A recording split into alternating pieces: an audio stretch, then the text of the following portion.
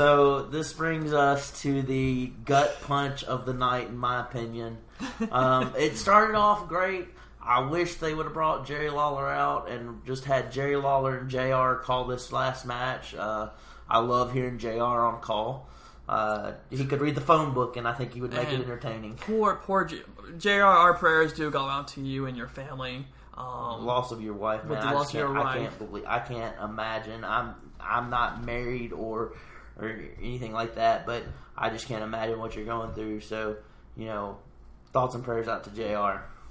Yes. And to come out and have the call that you had was phenomenal in that situation. Roman Reigns and Undertaker. Reigns defeated him. We saw it coming. It was a really pretty good match, though. You gotta think, this goes back to the Triple H and Rollins match also, is that the psychology in the match, they did not pay attention to the crowd at all. It was whatever was inside that ring was what mattered. Well, inside the ring and outside the ring and everywhere else. But within the two competitors, that's all that matters. They didn't listen to crowd noise. They didn't get baited by the crowd. They did what they did, which is great psychology in those matches. And that's the same thing with Reigns and Undertaker. Even the chair shot at the time seemed like a right moment type deal. Yes. Undertaker introduced it. Yeah, he hit Reigns a few times with it. It still felt like it should have been there. Yes. The gut punch, the reason I say gut punch is we all know as wrestling fans, Undertaker's 52 years old. And so his time we knew the retirement was coming. 33 years in the business. 33 years in wrestling business. That means he's been wrestling since he was 19 in Texas, actually. And in that area, he started wrestling where he's from. He's been wrestling as the Undertaker gimmick for, I believe we figured it up, 27 years this year. Mm-hmm. Survivor Series would have been 27. The longest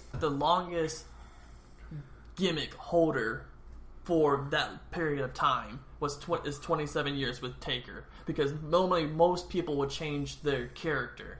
Even though Taker did change to the American Rock and Roll Express. Even though Taker did turn into the American Badass, he still went under the Undertaker. He still was the Undertaker. He still owned his yard.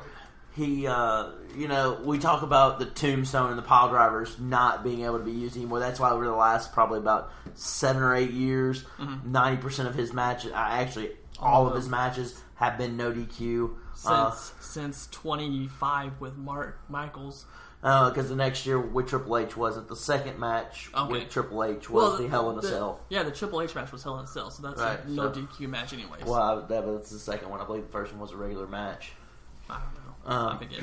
But over the last... back-to-back? Yeah. Okay. 26-27. Yeah. He fought like the Undertaker would. He just kept kicking out of everything Roman had to throw at him. For it being WrestleMania, I have came to this conclusion that people would get superpowers at WrestleMania. They can kick out from a freaking cement roller running over them. They go for a pin. They're still going to take their little flat arms and kick out. I love the final spear. How he, built up the momentum. Undertaker did look, just scare me and let's get it over with. He looked at him and said, what? Stop! Just hit me! And he hit him with the spear, and I was like, he's going to kick out. It was like watching the Lesnar match all over again. He's going to kick out. He's going to kick out. No. He didn't kick out. Okay, I can deal with the loss. Roman's going to get a push. The push is devalued for me because if he goes into this match 24-0 versus 23-1, this is not just another loss. This is, here's the torch. You're next. Mm-hmm. Right now, I feel like you've got to turn Roman.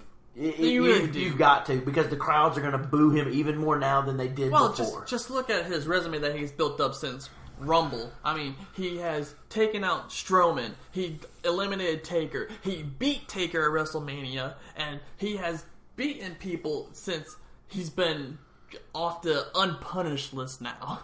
And Yeah, you just the credibility that you have built with him, with the people he has beaten, especially with Strowman. You killed Strowman's momentum when you had Strowman lose to Reigns at Rumble. And then turn around like 2 weeks later and had him lose. Well, it wasn't Rumble because he was in the. He didn't. That was when he got beat by Kevin Owens. Was at the Rumble. Then he came back out in the Rumble. Right. Sorry. So it was the pay-per-view after Rumble, which was Fastlane. Fastlane, yes. Fastlane, and then come out like 2 weeks later and lose again. Yeah, and it's just like, what was the point of killing Strowman? But with that, with how Roman has beaten, if you want to change him to turn him heel, just play on that arrogance. Play on the arrogance, not just the arrogance, but play on the fact that he beat Taker. Lesnar is still getting heat when Heyman goes, he's the one behind I'm the one behind the one in 21-1. And it's also setting up, now that Undertaker's lost twice, who are his 2 losses? Your Universal Champion, Brock Lesnar, and your Roman. Future, and now Roman, who I believe will be announced as your number 1 contender. Well, that's what I told you, because as soon as Roman, we knew Roman was going to win because we knew this was going to be Taker's last match. I didn't know he was going to win, and I thought Taker had one more run at the title. I was saying since the match was made that Roman was going to win. Because they're going to have Taker fall victim to the Roman Reigns push, and now they're going to push him towards the Universal title. Yep, and the gut punch wasn't the loss itself.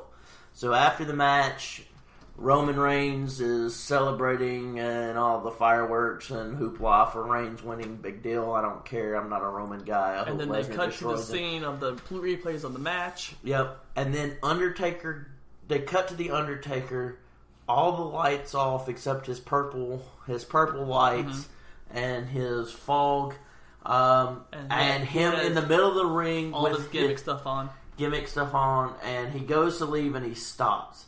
And I looked at Corey and I was like, I know what's about to happen. He's about to take his stuff off, leave it in the ring, and this is the last time we see the Undertaker as the Undertaker. We may see him again as Mark Calloway, probably not. Because he was so protective of this gimmick, including making public appearances at like the Dallas Mavericks in full get-up. But he starts by taking off his gloves, and instantly I'm speechless, sitting there like, we just watched you lose again at WrestleMania. Here we are watching you retire. This is a guy I grew up watching. I remember all the heel turns. I remember when they set the casket on fire. I remember almost every big match that he's had. The Shawn Michaels match where Kane intervenes, throwing Mankind off the cell. I mean, the list could go. I could sit here for 30 minutes and go Undertaker moments. This is essentially really the last Attitude Era guy. You mentioned that to me. I'm at a loss for words because it was watching him leave and watching him do a completely un-Undertaker-like thing of leave his stuff in the middle of the ring, step over the ropes. The first time you ever see Undertaker break character. It's not the first, but it's one of the first. The tip of the hat to HBK and the walk down to the ring and hug Ric Flair when Flair retires. That's one of the first two. But this is the third time he walks over to Maurice and kisses Maurice, who is his wife. Michelle McCool. Oh, sorry, wrong one. Michelle McCool walks over to Michelle McCool, kisses her, and then merely walks up the ramp back to where he came up from, holds the arm up like typical Undertaker fashion, and fades off and just sinks back into the ramp. And along with sinking, every thought was, I got hit in the gut.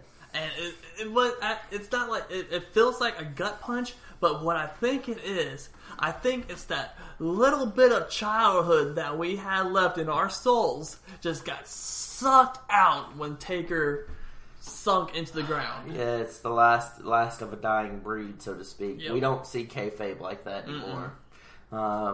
He was so true to kayfabe. Like I said, and I had a feeling he was going to lose. About 2 weeks ago, a video got released of him doing a pep talk at University of Texas talking with the football team, and As Mark Calloway. Introduced as Mark Calloway. So it was a gut punch there because you don't ever hear of The Undertaker as Mark Calloway, which is who he really is. Even when he did the ice bucket challenge after being challenged by his wife, he does it in complete darkness. You can't see anything, and all you hear is The Undertaker's voice. That's the only way you know it's him because he's got the most recognizable voice in wrestling, and it was a gut punch. Now, that's how I felt. How he retired, I liked how he, quote unquote, went into his grave, quote unquote, with him sinking back into the ring, going back underground as the dead man should. What I want them to do, what I think would be pretty artsy, if you ask me, is that he comes back out on Raw, or they could have done it tonight on WrestleMania, but like at WrestleMania, when he sunk into the ground, you could have flipped to the big screen and have him like in some kind of graveyard, and he then steps into a grave, and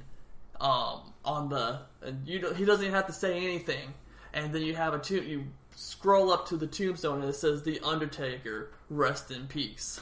Yeah, and don't even put a year, because in case you feel like you need him back for something, he can still come out of there because he's done it 100 times before. I think this was it. I think he's going to be like Michaels, like Flair has as far as WWE goes. I think he's done.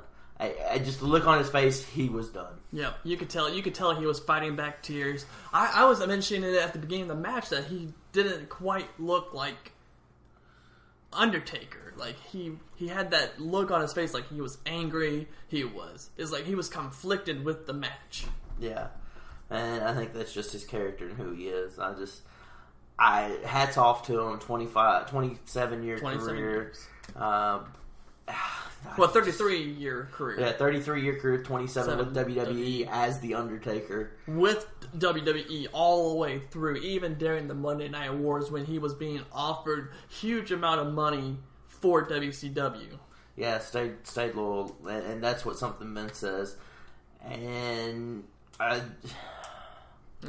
hate to cap off WrestleMania like that, but I feel like if you were going to go out as with The Undertaker, you got to do it at WrestleMania. That's very, very fitting. It was very fitting. It was a good match too. Mm-hmm. Like, I'm not gonna say, "Oh, that was match of the night." It wasn't. To me, it was the Hardy Boys ladder match was the match of the night. Which is funny because if you look at my 4 matches that I picked, like I told you about, all tag teams, but a fitting way to end the weekend with the capping off of Legend, in my opinion. I could agree with that. And going back to how your 4 matches of the weekend was all tag team, you have to have comfort in knowing that the tag team division is going to be safe and it's going to grow stronger. Yeah, but I still don't like. I walk away from today just kind of not knowing how to feel because WrestleMania wasn't a bad card. By any stretch of the imagination. No, it wasn't. But the punch in the gut of Reigns defeating Undertaker, I can't say, oh, I'm excited. But now with everything said and done with the card now, if you look back, I, a long time ago, dubbed this as the rise of the next generation. Because now you had, even though Ambrose is still pretty new, you had Ambrose defend his Intercontinental, young in WWE since. You had him defend his IC title. You had Mojo win the Andre Memorial Battle Royal. You had Styles, who is fairly new but still, quote unquote, with WWE. Man, he's still old. Yeah, in wrestling standards. Yeah, but he beat Shane. You had Kevin, who is new still with WWE. He's been WWE for 3 years now. Something like that, 2 or 3. And defeating a legend as Chris Jericho for the Universal title. You had Bayley, who is one of the 4 horsewomen. Just look at that whole match. Mm-hmm. With that was nothing but new generation. And then only thing that was different was the Hardy Boys, but Hardy Boys come back for a tag team match. In a ladder match, okay, we'll give it to the Hardys. And then you had